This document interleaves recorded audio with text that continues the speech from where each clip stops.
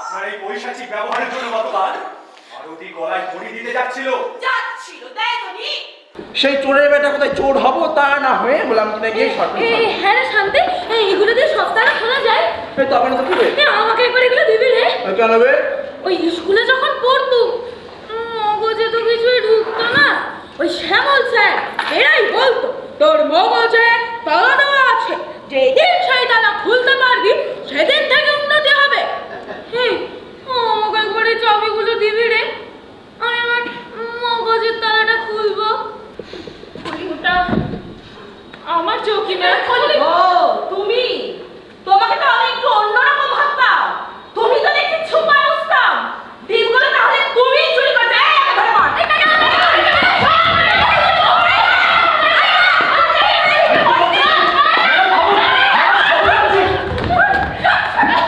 ওর কিছু একটা হয়ে গেলে মানবাধিকার কমিশন আপনাকে ছেড়ে দেবে। আমি তাকে বলবো শোন তাহলে, তোর দাদু যখন বেলুনের ফ্যাক্টরি ছিল, আমার দাদু তখন ছুঁচের কারখানা ছিল। তোর দাদুর বেলুন গুলো আমার দাদুর ছুঁচ এসে ফাটিয়ে দিয়ে গেল। কুন্দ রেখে গেছে।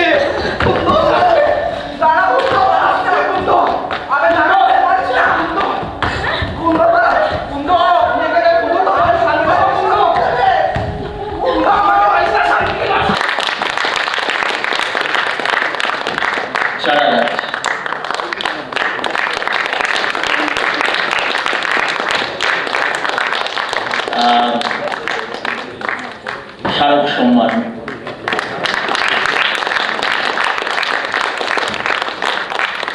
নেতাজি নগর সরস্বতী নাট্যশালা আয়োজিত সরস্বতী নাট্যোৎসব 2025-26। আমরা বহরমপুর যুগাগ্নি, আমরা আজকে এখানে এসেছি নাটক মঞ্চস্থ করতে।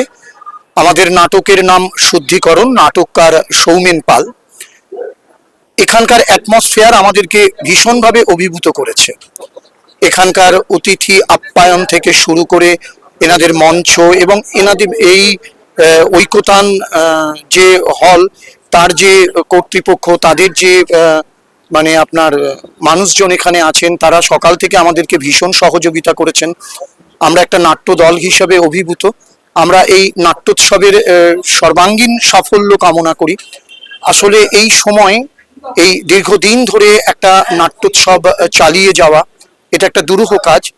আমরাও প্রতি বছর নাট্যোৎসব করি বহরমপুরে নভেম্বর মাসে। তো আমরা বুঝি একটা নাট্যোৎসব করতে গেলে আর্থিকভাবে কতটাই খরচ হয় এবং কত লোকবল দরকার। এই সময় দাঁড়িয়ে এনারা যে এই মহতি একটা উদ্যোগ নিয়েছেন, এর জন্য এনাদেরকে সাধুবাদ জানাই।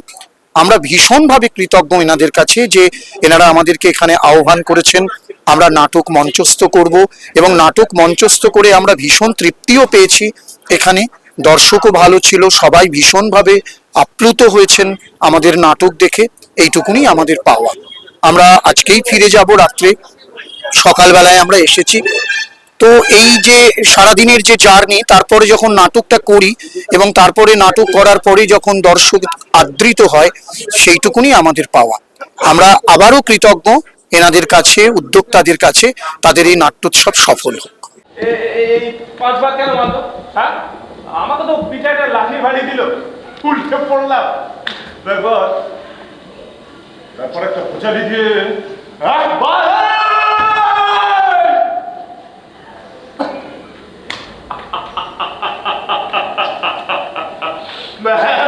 শেষ। তবে ভিতরে একটা প্যাচ মেরেছিল, বুঝলি? মৃত্যুর পর ধর্ম এতটা গুরুত্ব পাচ্ছে আমার কাছে। তুই যে কি বলছিস আমি কিছুই বুঝতে পারছি না। 20 বছরের সম্পর্কে একটা দিনের জন্য ধর্ম নিয়ে আলোচনা করলাম কেন? আর ইন্টারেস্ট ছিল না। এতটাই সহজ তো। জটিল করে দেখলেই জটিল। আমরা ধর্মকেই সবচেয়ে বেশি গুরুত্ব দিয়েছি কিন্তু, আর সেই কারণেই আমরা খুব সন্তর্পণে ধর্মকে উপেক্ষা করেছি। ওটাই বললাম না স্যার, একটা কনফিউশন হচ্ছে, মানে কোনটা হিন্দু আর কোনটা মুসলিম বুঝতে পারছি না। What rubbish is going on? আসলে স্যার ব্যাপারটা হচ্ছে Shut up! Don't create any excuse. দুটো বডি এসেছে আর তোমরা আইডেন্টিফাই করতে পারছো না তারা কারা? দেখুন স্যার, স্যার এই যে এখানে লেখা আছে রুম নাম্বার 3, হিন্দু এক মুসলিম এক।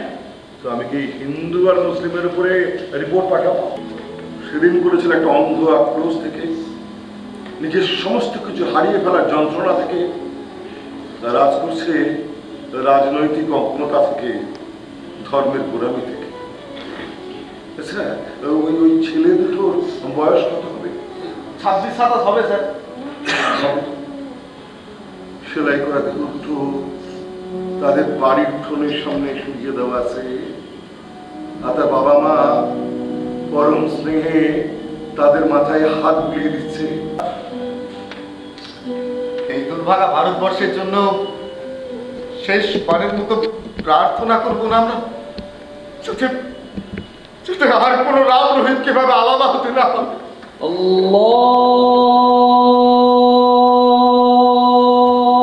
করবো করবো, রহিমদের জন্য রাম প্রার্থনা করবে, রহিম প্রার্থনা করুক গ্রামেদের জন্য।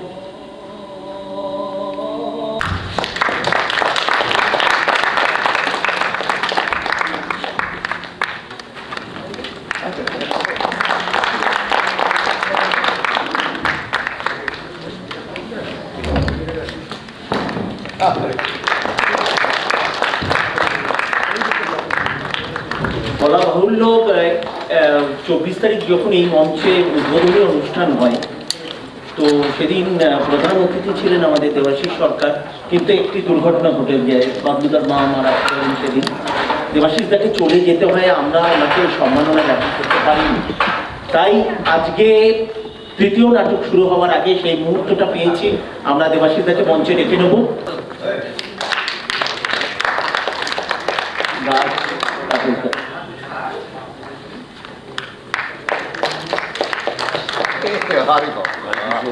মেমেন্টো দলের স্মারক, তাপস দা একটু জোরে হাততালি হোক।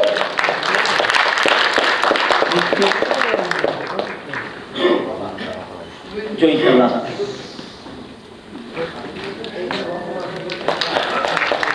এবং অবশেষে সরস্বতী নাট্যোৎসবে সরস্বতী মূর্তি তাপস দা এবং জয়িতা একসঙ্গে তুলে দিক দেবাশিস দার হাতে।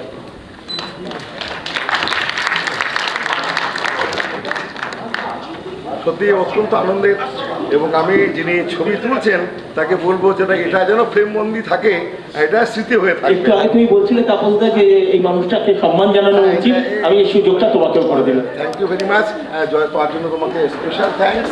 আর জয়েশ, তার সঙ্গে পরিচয় বেশ অনেকটা দিন ধরে। তারা এই যে ঘুরিয়ে ফিরিয়ে নাটকের উৎসব করছে, শুধু কলকাতাতে সীমাবদ্ধ না থেকে, সেটা ভারী চমৎকার। ও বিভিন্ন রকমের বৈচিত্র্যের থিয়েটার যেমন করে, তেমন তার উৎসবের মধ্যে একটা বৈচিত্র্য থাকে। সেটা আপনারা দেখেছেন, ঢুকতে গিয়েই ওর সাজানো এত সুন্দর, এত রুচিবোধের সাজানো, দারুণ ভালো লাগে, মনটা ভরে ওঠে। আসলে থিয়েটার আমরা মঞ্চে যতটা সাজাতে চাই, আমরা যদি আঙিনাগুলোকেও সুন্দর করে সাজিয়ে ফেলতে পারি, তাহলে পরিবেশটা পাল্টে যায়। আরও সেই কাজটা করেছে। ও মানুষ হিসেবেও খুব ভালো। কলকাতার ওর বয়সী অনেক বন্ধুদের সঙ্গে আলাপ আছে, আবার এমনটাও দেখেছি কথার সঙ্গে কাজের মেলে না। ওর সঙ্গে যে কবছর আলাপ, ও বড় বড় মনের মানুষ, এবং এই বড় মনের মানুষ না হলে বড় কাজ করা যায় না, বড়ভাবে ভাবা যায় না। এবং ওর সঙ্গে আরেকটি ছোট ভাই আছে সৌরজিৎ, সেও ভারী চমৎকার, ভারী মিষ্টি। তো ওরা পুরো টিম মিলে নৈহাটিতে এসে নাটক করছে। এই উৎসব চলতেই থাকুক, আপনারাও সঙ্গে থাকুন, আরো বেশি থিয়েটার হোক। আর জয়েশ এবং তার দল আজকে যে সম্মান আমাকে দিলেন, আর যার হাত, এই তাপসদার হাত থেকে যে সম্মান নিলাম, যে দুজনার হাত থেকে সম্মান নিলাম, আমি সত্যি কৃতজ্ঞ তাদের কাছে। ভারী ভালো লাগলো এই আজকে আসতে পেরে, কারণ জয়েশকে কথা দিয়েছিলাম, ও আমায় বলেছিল তুমি একদিন মাঝখানে এসো, তো আসতে পেরেছি। আপনাদের সকলকে প্রণাম এবং জয়েশদের অনেক অনেক শুভেচ্ছা, ভালোবাসা। ভালো থাকবেন সবাই। অনেক ধন্যবাদ তাপসদা তোমাকে, অনেক ধন্যবাদ দেবাশিসদা তোমাকে। আমাদের তৃতীয় নাটকে যাবো এবারে, এরকমভাবেই আমার সঙ্গে সাথ দিয়ে চলো, আশীর্বাদের হাত মাথায় রাখো, এইভাবেই এগিয়ে যাবো। নৈহাটির সঙ্গে আছে আমার, কোনো চিন্তা নেই। আর একটা কথা বলি, এই যে বাইরে ডেকোরেশন দেখছে, যার ভূয়সী প্রশংসা করলো দেবাশিসদা, তার পুরো কৃতিত্ব কিন্তু এই বিদ্যান হালদার, ওর জন্য একটু হাততালি হোক। আজকে এই সরস্বতী নাট্যোৎসবে এসে ভালো লাগছে, মানে খুব ভালো লাগছে। ভালো শুধুমাত্র এই অর্থে নয় যে ওরা সুদূর কলকাতা থেকে এখানে এসে যে নাট্যোৎসব অর্গানাইজ করেছে, সবচেয়ে ভালো লেগেছে এখানে এসে এদের এই অঙ্গন সজ্জাটি দেখে। এটা আমাকে ভীষণ ভালো লাগিয়েছে। দেবাশিস যখন বলল যে চমৎকার ওদের অঙ্গন সজ্জা, ওটা দেখতে দেখতে আমার মনে হয়েছে কতখানি প্রেম, কত ভালোবাসা, কত নিষ্ঠা থাকবে এমন ভাবে একটি নাট্যোৎসবের প্রাঙ্গণকে সাজিয়ে তোলা যায়, যেটা দেখে দর্শক কিছু না হোক ভেতরে কি হচ্ছে, বাইরেটা যদি এত সুন্দর হয় তাহলে ভেতরে কি হচ্ছে সেটা দেখার একটা আগ্রহ জন্মায়। এটা আমাকে ভীষণ ভালো লাগিয়েছে এদের সমস্ত তরুণ নাট্যকর্মী যারা পরবর্তীকালে আমাদের পরবর্তী প্রজন্ম তারা থিয়েটারকে যে ভালোর দিকে নিয়ে যাবে, এটা দেখে আমার কিন্তু একটা স্থির বিশ্বাস যে এরা যে পরবর্তীকালে যে কাজ করবে সে কাজ ভালো কাজ হবে, এবং সে কাজ মানুষের শুধু প্রশংসা নয়, মানুষ সে কাজ থেকে মুগ্ধ হবে। আমার ভালো লাগছে এখানে এসে এইসব বাচ্চা বাচ্চা ছেলেদের সঙ্গে কথা বলে, তাদের সান্নিধ্য পেয়ে। আমি জানি না আমার সান্নিধ্য তাদের কতটা আনন্দ দিচ্ছে, কিন্তু আমি খুব আনন্দ পেয়েছি এই সরস্বতী নাট্যোৎসবে এসে। এবং এই দীর্ঘদিন ধরে এরা করে চলেছে বিভিন্ন জায়গায়, এটা তাদের 9তম নাট্যোৎসব, এবং শুনলাম প্রায় 250 দল তাদের নাট্যোৎসবে অংশগ্রহণ করে গেছে। আমাকে এটা খুব ভালো লাগিয়েছে যে আমার সৌভাগ্য যে এই যে নাটকের দলগুলো ওদের অনুষ্ঠানে অংশগ্রহণ করেছে তার মধ্যে বৃশ্চিকের নামটাও থেকে গেল। ধন্যবাদ জয়েশকে, ধন্যবাদ দলের সকলকে। আজকে আমি এই মুহূর্তে আছি ঐকতান মঞ্চে সরস্বতী নাট্যশালার সরস্বতী বন্দনা উৎসবে, এবং এই উৎসবে প্রথম দিন আমার অতিথি হিসেবে উপস্থিত থাকার কথা, কিন্তু সেই দিন আমার দলের বন্ধু, আমাদের অন্যতম অভিনেতা বাবলু চৌধুরীর মা প্রয়াত হন এবং আমাকে ছুটে যেতে হয় হালিশহরে। এবং সেই সময় জয়েশ বলেছিল যে আমাকে আর একটা দিন অবশ্যই আসতে। তো আজকে 2-3টি প্রয়োজনে এসে উপস্থিত হয়ে একটি নাটক দেখলাম বৃশ্চিকের, ভারী চমৎকার নাটক। এবং পাশাপাশি এইখানে এসে সত্যি উৎফুল্ল হয়ে গেছি। জয়েশের উৎসব মানে সেটা খুব রুচিপূর্ণ একটি উৎসব, এবং জয়েশ বরাবরই শুধু কলকাতায় আটকে থাকেনি, ও বিভিন্ন সময় বিভিন্ন জায়গায় তার উৎসব করেছে, এবারও তার ব্যতিক্রম হয়নি। সে অনেকগুলো নাটকের দলকে আমন্ত্রণ জানিয়েছে, আর ঐকতান মঞ্চের বাইরে এত সুন্দর একটা পরিবেশ তৈরি করেছে, এত রুচিশীল, এখানে এসে মুগ্ধ হতে হবে। থিয়েটার বোধহয় এটাই হওয়ার দরকার। থিয়েটারে শুধু মঞ্চ সজ্জা, এবং তার বাইরে শ্রদ্ধেয় শম্ভু মিত্র বলতেন যে একটা দলের পরিচয় তার পোস্টার দিয়ে। হলের ভেতর দর্শক ঢুকবেন অনেক পরে, নাটক দেখবেন অনেক পরে, কিন্তু টিকিট কাউন্টার থেকে হলে পৌঁছানোর আগে তাদের যে মানে দলের ব্যানার বা দলের পোস্টার, দলের নাটকের নামের পোস্টার, সেইখান থেকে একটা দর্শককে আকৃষ্ট করতে হয়। তো এখানে এসে জয়েশ সেই কাজটি করেছে। একেবারে প্রেক্ষাগৃহে ঢোকার আগেই আঙিনা এত সুন্দর করে সাজিয়েছে, মানে আমি এখানে ঢোকার আগে আমি কতগুলো এর ছবি নিয়ে নিয়েছি, আমার ভারী চমৎকার লেগেছে। ফলে আজকে আসতে পেরে, ওদের এই সম্মান গ্রহণ করতে পেরে সত্যি আমি আপ্লুত। জয়েশ খুব বড় মনের মানুষ, এত বড় মনের মানুষ বলেই এত বড় অনুষ্ঠানও করতে পারে, এত বড় করে ভাবতে পারে। জয়েশ দীর্ঘজীবী হোক, ওর উৎসব দীর্ঘজীবী হোক, আগামী দিনেও এই উৎসবের সঙ্গে জড়িয়ে থাকতে পারলে আমার ভালো লাগবে। এই কথা বলে আমি ওর আরো যে 2 দিনের অনুষ্ঠান আছে সেটা সফলতা লাভ করুক এই কামনা করে আজকের মতো শেষ করলাম। নমস্কার। আমি শুনলাম যে তুমি নাকি আহত হয়েছো, তোমাকে নিয়ে জগদা হাসপাতালে গেছে। আমি হাসপাতালে পৌঁছে গিয়ে আবার শুনি যে তুমি নাকি বৌদিকে নিয়ে বাড়িতে চলে এসছো। কি কি ব্যাপার গো? আরে তুমি তো খবরটা শুনেছই। আরে কার কাছে শুনেছি এইটা বড় কথা নয়, তুমি এটা শোনো। তুমি বলো তো কি কত টাকা করে কি? আরে রাখো তো, কেন? ওই ওই রিক্সা ভাড়া ওই বৌমাই দিয়েছে, আর ওই হাসপাতালে স্টিচ করতে কোনো পয়সা। ঠিক বলছো? হ্যাঁ, আর ওই কিছু ওষুধ দিয়েছে, হ্যাঁ আমি রেখেছিলাম, ওই দেখো ছোট বৌমা বোধহয় নিয়ে গেছে। বৌদি স্বপ্নার গান গায় না, হারমোনিয়ামে ধুলো পড়ে গেছে, বুঝলে? হ্যাঁ। আচ্ছা শোনো, স্বপ্না ছাড়ো, তুমি আর গান গাও না কেন? হ্যাঁ, গাই তো কোথায়? অফিসের টুকটাক ফাংশনে, ওই যে আমাদের ফিনান্সের বন্ধনে। ফিনান্সের বন্দনা? আরে মানে সেই ভদ্রমহিলা যিনি তোমার সঙ্গে ট্রেনে যান? তোমার সব মনে আছে? কেন মনে থাকবে? মা যা লড়ার উনি নিজেই লড়েছে। এখানে সত্যি আমার কোনো ভূমিকাই নেই।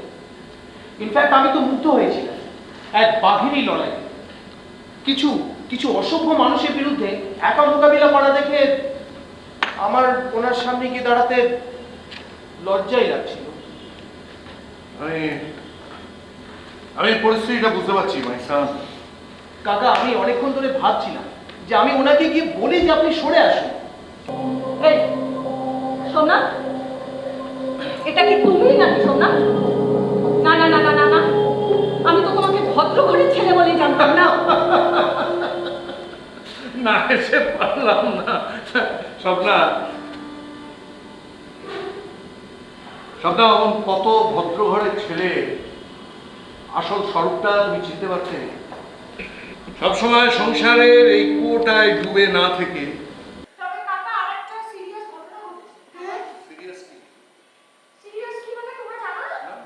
স্নেহ আছে তো, স্নেহকে জিজ্ঞাসা করো, ওই তো ঘটেছে। কি ব্যাপার? আবার কি ঘটনা ঘটিয়েছিস? জানো না, কাল রাতে আমাকে স্নেহ হ্যাঁ খুব চিন্তায় পড়ে গেছে তো। বল বল। কাল রাতে আমাদের স্নেহ অরূপের সাথে কথা বলেছে কাকা। ও আজ আমাদের সাথে যাচ্ছে।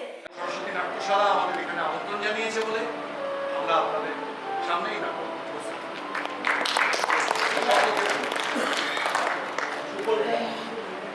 সুকল্যাণ দে এই নাটকের নির্দেশক, সে আজকে উপস্থিত নেই। সে শারীরিকভাবে অসুস্থ, ফলে সে উপস্থিত থাকতে পারছে না কিছু সময়। আমরা তার হয়ে কাজটা চালাই। বেশ, কাকের কাগজে এই ছবিটাই থাক। এটা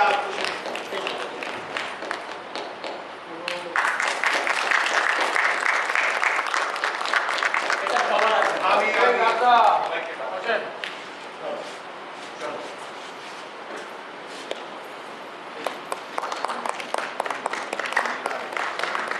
নাটক একটা শিল্পকর্ম। নাটক নিশ্চয়ই একটা বক্তব্য রাখে এবং সেই বক্তব্যটা সমাজের পক্ষে খুবই প্রয়োজনীয়, খুবই প্রাসঙ্গিক হয়। কিন্তু সেটাই তো শুধু নাটক নয়, সেই প্রাসঙ্গিক বক্তব্যটাকে অত্যন্ত সুচারুভাবে পরিবেশন করা, শিল্পসম্মতভাবে পরিবেশন করা, সেইটাই থিয়েটারের কাজ। এখন নাটক দেখতে যখন দর্শক ঢোকে, আমরা বলি নাট্য মন্দির, তো ফলে তার নাটক দেখতে ঢোকার যে মুহূর্তটা, সেই মুহূর্ত থেকেই তার মন যাতে নাটকের ভেতর প্রবেশ করে, সেখান থেকেই যাতে নাটকের মৌতাত তার মধ্যে গড়ে ওঠে, সেইটার জন্য সরস্বতী নাট্যশালা যেভাবে আয়োজনটা করেছে, গোটা আয়োজনটা আমি মনে করি সেটা অভিনব। এবং এটার ভেতর দিয়ে যেটা রয়েছে, আমরা যারা নাটকের দল যারা এসেছি তাদের জন্য তো চমৎকার আয়োজন করেছে। মঞ্চের পেছনে, গ্রিন রুমে, সমস্ত জায়গায় পুরো আয়োজনটার মধ্যেই একটা সুন্দর ব্যবস্থাপনা রয়েছে। কিন্তু তার চেয়েও বড় কথা, এই যে আমার সামনে থাকা যে নাট্য অঙ্গনটা, সেটা যেভাবে আলপনা, মাথার উপর আলোর চাঁদোয়া এইসব দিয়ে ঘিরে দেওয়া হয়েছে, এটা কিন্তু দর্শকের প্রতি এক ধরনের শ্রদ্ধাবোধ, যে যারা আসছে তারা যেন নিছক নাট্য অঙ্গনে নয়, নাট্য মন্দিরে প্রবেশ করছে, সেই রুচিশীল সংস্কৃতির পরিচয়টা আছে। এটা আমাকে খুব দারুণভাবে টেনেছে। এবং এরকম নাট্য উৎসবের আয়োজন সরস্বতী নাট্যশালা বারবার করুক, যে সমস্ত দলকে তারা ডেকে এনেছে এক ছাদের তলায় নিয়ে এসে তাদের দেখার ব্যবস্থা দর্শকদের করে দিয়েছে। তারা পশ্চিমবঙ্গের বিভিন্ন প্রান্তের নাট্যদল, এই সরস্বতী নাট্যশালার যে কর্ণধার জয়েশ ল, সে পশ্চিমবঙ্গ নাট্য একাডেমিরও একজন অন্যতম অগ্রণী সেনাপতি। সে তার যে অভিজ্ঞতা, সারা রাজ্যের নাটক সম্পর্কে তার যে ওয়াকিবহাল জ্ঞান, সেইটা এখানে উজাড় করে দিয়েছে। এবং এই নাট্য উৎসব 10-এ তো পৌঁছবেই, সে এখনই 10-এর জন্য লাফ দিয়ে দিয়েছে। আমি চাইবো যে 25, 50, সম্ভব হলে 60 পেরিয়ে 100 সরস্বতী নাট্যশালা এইভাবে এগিয়ে চলুক।